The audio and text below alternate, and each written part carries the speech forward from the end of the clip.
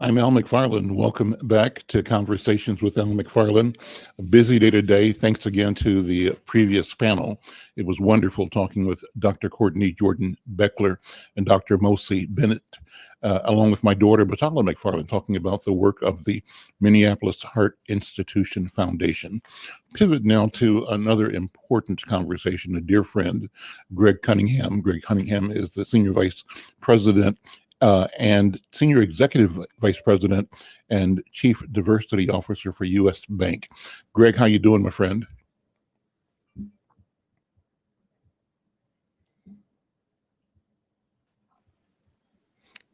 Now, you may be muted. I'm not hearing you.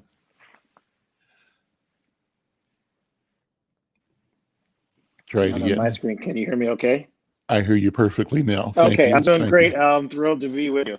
It wasn't on mute on my screen. I'm thrilled to be Okay. here. Okay. Well, it's always good to talk to you. You know, I watch your career. I watch your work. We go back a long, long way. And I have to say first to those who don't know you, that you've been kind of a person that reflects commitment, integrity, intensity, and focus. You've carved a career path in the area of communication, of corporate leadership, of community engagement, and now diversity and equity. And you've worked with top level organizations from back in the day when we first met. You were working with the United Negro College Fund. And beyond that, you worked with Target, great work at Target, a lot of help that you were able to provide people and the company by connecting. And you've elevated that in your role now over at U.S. Bank. So kudos to you. Thank you for all you have done and for what lies ahead. I called you because recently you all announced a new initiative to support Black and brown businesses. Let me drop it there and let you talk about what's on your plate right now. What's U.S. Bank doing right now to be intentional in supporting growing Black businesses, brown businesses, and therefore those communities? Thank you for the question, Al. Our focus right now is focused squarely on closing the racial wealth gap. Al, I think you know the history of financial services and the Black community. The financial services industry, quite honestly, doesn't have a great history in how it served our community. And so when I entered this industry, I was pretty adamant about really doing work that really drove real outcomes in terms of economic inclusion for our community. The racial wealth gap, Al, currently stands at there's a 10-to-1 ratio in terms of household wealth between white households and Black households. Specifically, the average white household has $107,000 in household wealth. That number is 17,000 for Black families. That's a 10-to-1 racial wealth gap. And the reason that is so important, aside from the obvious, is that the racial wealth gap currently stands at about $1.2 trillion. That means over the course of the next 6 to 8 years, if we were to close that gap, it would add anywhere from 4 to 6% in GDP growth for the entire US economy, which means it would put anywhere from $11,000 to $12,000 in actual income into every single American household. So it's not a Black problem, it's an American problem. So really catalyzing efforts through the bank that actually help us begin to address some of those issues around housing and home ownership. 71% of white households in this country own their home. That number is at 40% for Black families, right? There is nothing more foundational that passes on wealth from generation to generation than home ownership. It's not the only thing, but it's one of the most important and foundational ways that wealth gets passed on from generation to generation. And so we're launching this initiative called the DREAM Initiative, which will help people sort of begin the journey towards home ownership. The other thing that we're doing as part of it, Al, just share a few small Please. examples, and we can Yep. talk more. But the other one is this notion of building Black wealth. And how do we help our community better understand the difference between wealth and income and begin to have conversations with people who are experienced? I don't know how many times people have said to me, if you're Black and you walk into the bank, the only thing you expect to hear is no. Mhm. Right? Like that's all we hear. Just no. Sad but true. Sad but true. Right. And I tell this story all the time because growing up, that was my experience too. I tell people all the time, if my mother's mortgage had been held by a large bank, we would have been on the street. The only reason we were able to stay in our home is because our mortgage was held by a man by the name of Mr. Lavelle, who went to church with us, who lived in our neighborhood, who knew our family, right? And so he understood our family and our family circumstances. And so what we're trying to do, Al, is actually help, starting with engaging with community organizations, bringing financial coaches into our branches, people who actually live in that community, grew up in that community, to actually help with financial coaching, financial education, having more loan officers of color in those branches, and really helping people engage with financial advisors, Black financial advisors, people who understand our circumstances, looking internally at some of our own practices so that we have different thresholds and we reevaluate whether there are barriers in how we do our own banking practices that are preventing people from having, safe and meaningful banking services. So this work called the Access Commitment is spanning our entire bank. It's touching everything from home ownership, financial education, providing access to capital for Black-owned micro businesses, and particularly those owned by women, because we know that Black women are the fastest growing entrepreneurs in this country.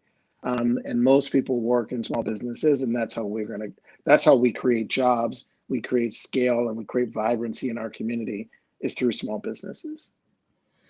I'm Al McFarlane. This is Conversations with Al McFarlane. I'm talking with my friend Greg Cunningham. Greg is the Senior Executive Vice President at Wells Fargo. Wow, big mistake. Different bank. Yeah, different bank. At US Bank. US Bank. I'm so sorry. I'm not where that came from. That's right. At US Bank. So, Greg, you mentioned how do we educate our people to know the difference between wealth and income. Give us a 30-second education, the speech on the difference between wealth and income. Income is what you earn, is what you bring in the door, Al. The wealth is what you keep and what you leverage to sustain yourself over time. Wealth it's the sum of all of your assets, right? It includes your income, but it also includes, the equity that you own in your home, your investments, all of your assets comprise your wealth. And that's truly how you, the real leverage and the strength that you have as an individual, as in a family, because your wealth is what you leverage to continue to grow and sustain yourself. And again, pass on your own prosperity from generation to generation. Let me, as a disclosure, indicate that I'm a U.S. Bank customer, a satisfied customer, both business-wise and personally. Actually, your bank, Greg, you may know this, is in part responsible for the creation of my business. When we started Insight as a magazine way back in 1974, there was a branch of your bank called First Plymouth National Bank on Plymouth Avenue, where the Urban League headquarters was, and that's was my very first advertiser. John Warder was the president of the bank, a Black man, lived in the neighborhood, knew the neighborhood, and had a mission to bring the value proposition of U.S. Bank to our community. So I always share that testimony because I think your company has done a great deal of good, but it will keep doing good, and it keeps surprising me with its leaning further and further into the solution side of the equity challenges for our community. So kudos to you and to US Bank for that. Also, that you've also been a customer of Insight News, a major advertiser, and I want to publicly both acknowledge and thank you for that business using Insight to reach the 100,000 people that we touch every week through Insight News and on our social media platforms. So thank you, and thank all of your team there at US Bank. And so what recently, when you made these major announcements about focusing, doubling down again on creating wealth in the Black community and creating literacy in the Black community, what are expectations? What are your goals? Where do you want to be in 3 years or 5 years, having executed these ideas? And I'm sure you find roadblocks and things you have to change and modify as you go along. But the key is that you're doing it. That's what I think. Yes. Where are you headed with this, Greg? Where we're headed, Al, is to see our communities, not only here locally in the Twin Cities, but across this country, move towards fuller employment in our community. There is no substitute for communities that are at full employment, that are working, that are creating prosperity in their own community. Those communities that can recycle resources in their own community. We're moving out towards even further doubling down on our commitment and making even more significant investments. We said last June, we made a very public commitment where we said we're going to make $100 million available annually to Black-owned businesses, to ensure that we were working with community development, financial institutions, CDFIs, to ensure that we are creating access to capital for Black-owned businesses. And I think the measurement of that is if we continue to see Black businesses growing across this country. The number one source of closure during COVID was Black businesses. Well over 30% of most Black-owned businesses nationally were not able to sustain themselves through COVID. And so we need to see those doors starting to open back up. We need to see these small businesses begin to continue to earn and employ people. So we're going to be tracking all of that. We're going to be tracking all of our investments, not only the investments we're making in CDFIs, but I think continuing to make even equity investments, Al, so not just philanthropy. We definitely know there's a role for philanthropy in our community, but that's not the only way companies should be investing in our communities. We have to move beyond philanthropy. A good example of that is this company called Goal Setter. It's a fintech, a Black-owned fintech, a black female out of New York. She has a fintech called Goal Setter. The whole idea of it is to help kids and families begin to learn to save earlier and to develop earlier, better financial habits, to understand budgeting, to understand credit and how money works. So we're really excited about that partnership with Tanya Von Court and Goal Setter. And it's the first time we've made an equity investment in a Black-owned business. So, we've got some skin in the game to ensure that the company is successful. So I think if you continue to see us do those kinds of things, Al, and continue to partner with folks like yourselves, and as we invest in partnerships and continue to have meaningful investments in partnerships, I think that's the part that is really, I'm proud about the things that we talked about we're going to do externally. But I'm probably more proud of the way it's changing the way we work internally, and the way that systems change is both external systems and how we eradicate those, but we also inside these big companies have to look at the systems inside these organizations, how decisions get made, how we think about Black and Brown owned businesses, and really start to think of them as meaningful partnerships and not just an afterthought.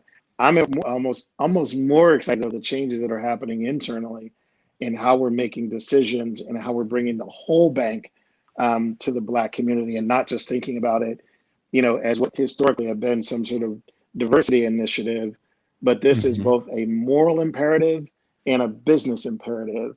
And when you bring those two things together, I think we can make some real powerful change.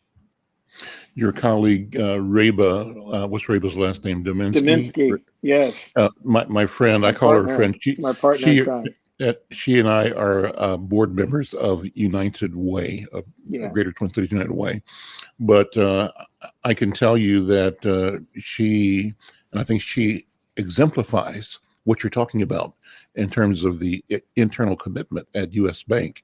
But I've heard her talk about leading, demonstrating, focusing on Black African American businesses and philanthropy.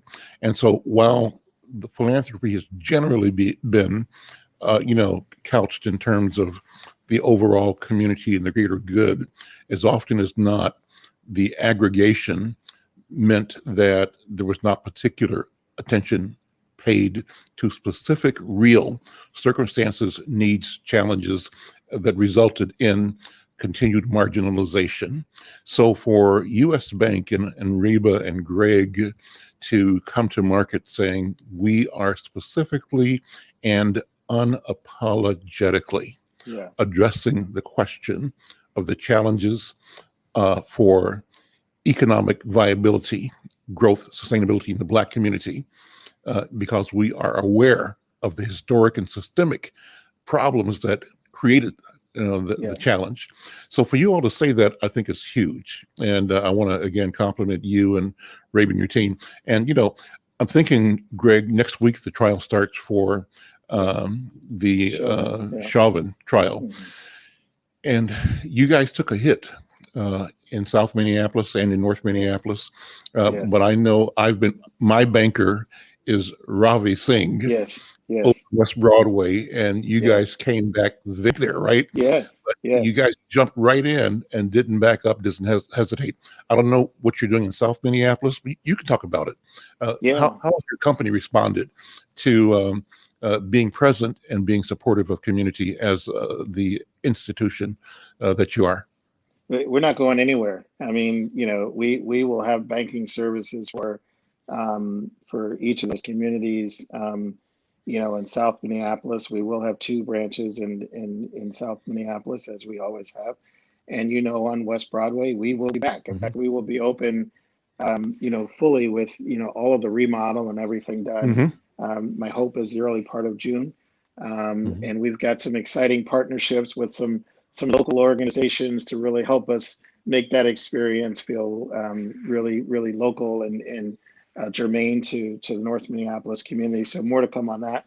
I'll come back and give you the scoop on that. But we're working with some local organizations on some fun stuff. So, you talked about it, Al, where you said that U.S. Bank has been on this journey with you from the very beginning, and what I hope people will have an appreciation for is we've always been there.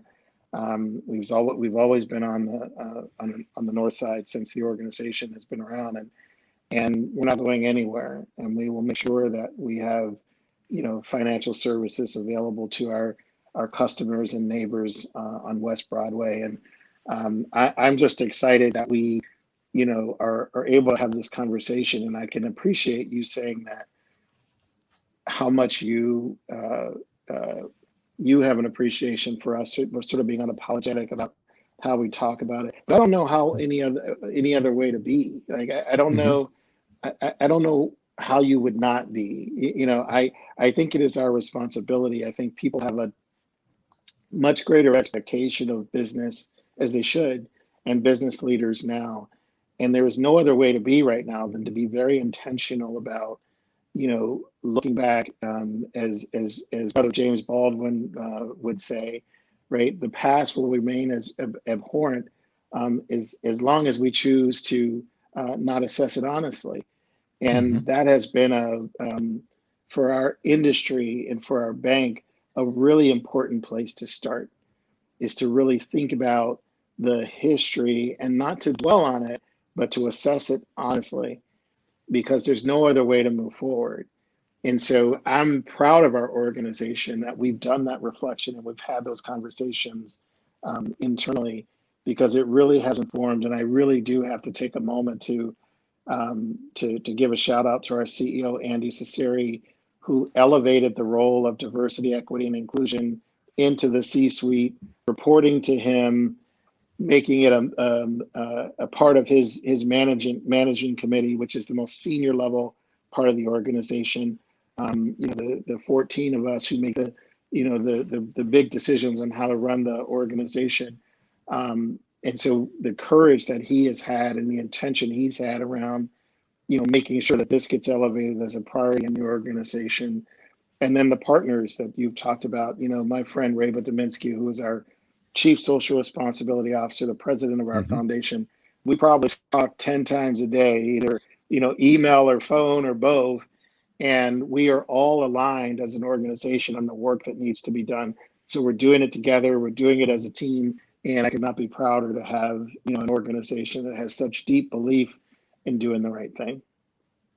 Well, I know I speak about you all the time, Greg, and I speak about Reba all the time because you too are the people that I know most in the corporate organization. And I tell you, say to you and to listeners that you all are first-rate human beings, and that shines through you and through your work. When you did a series of advertisements with us last year, you focused on a number of organizations and businesses that you supported and wanted to elevate. Talk about those. Those are great ads, number one, and great organizations, great people in our community. If you can reflect on why you engaged these people and their organizations to bring forth and to talk about the mission of engagement of U.S. Bank. I think it's important because the focus needs to be on the people who are actually doing the work. Our job is to really enable and support those people who are, who get up every day and, are doing the work at the local level, who are doing the work at the really meaningful level.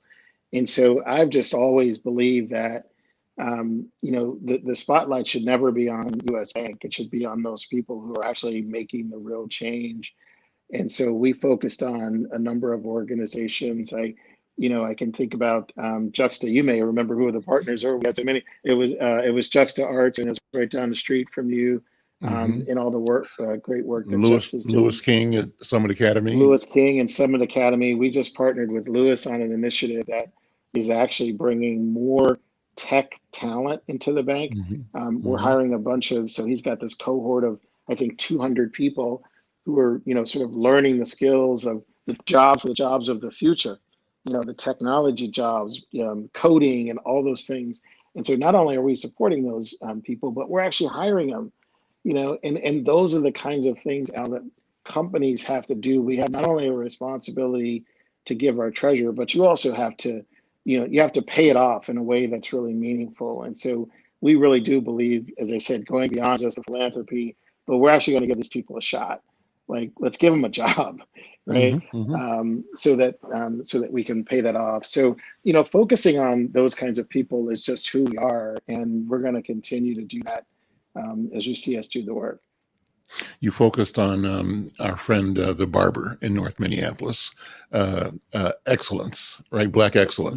Houston White. Absolutely. Yeah. And also our friend over at Pillsbury United Communities, young CEO, brilliant strategist, thinker, and leader.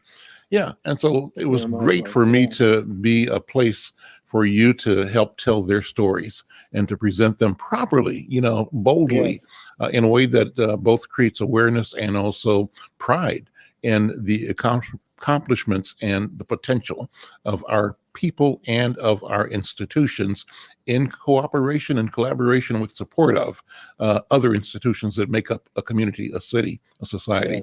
So great work, man. It's really wonderful.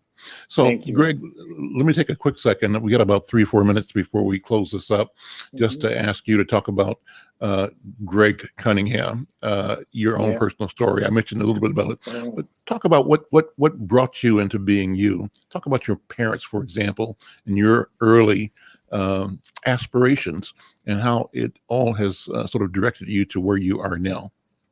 The single most important moment in my life, Al, was losing my dad at 5 years old. My dad was a butcher in Pittsburgh. I grew up in Pittsburgh, Pennsylvania.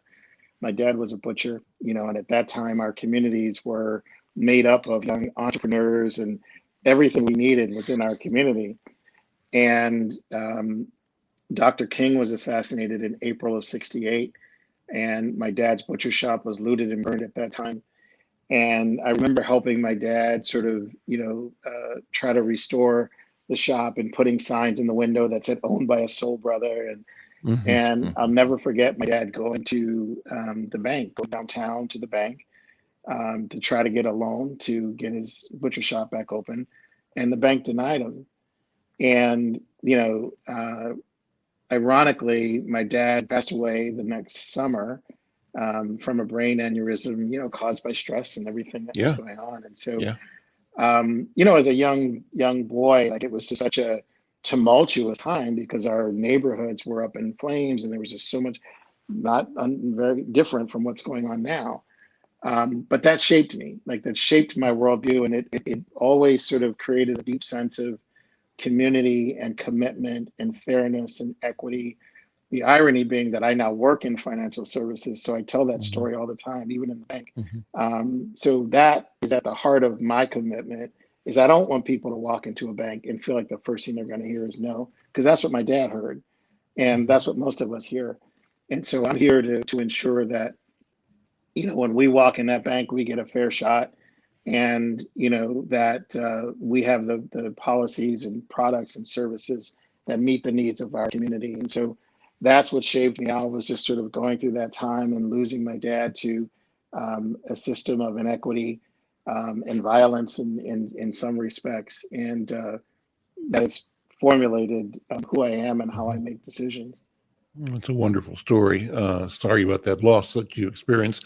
Last 30 seconds, Greg. Some people see our local bank, like I mentioned, my friend Ravi Singh, who Yeah. runs the bank on West Broadway, but we don't have an idea of how expansive an organization U.S. Bank is. So take a second to acquaint us with how big this enterprise is, how many markets you're in, and what the growth proposition is for your company. Yeah, we're in 25 markets across the country, 74,000 employees. We're going to continue. And, what's interesting about the whole banking industry is that, digital now allows you to be nationwide and creates this national footprint. So we're excited to keep growing and meet the challenges of the future and continue to innovate around financial services. So I appreciate the time and really appreciate everybody indulging me for the last couple of minutes here. Well, thank you. So Greg Cunningham, the Senior Executive Vice President and Chief Diversity Officer for U.S. Bank, a place where I do my banking. And Greg, thank you again for this interview. Let's stay connected. I want you to come back as often as you can. And I think it's important that this conversation is part of the process of creating both literacy in our community and access to a better future. Greg, thank you so much. Thank you, Al. Thanks for having me. We'll see you.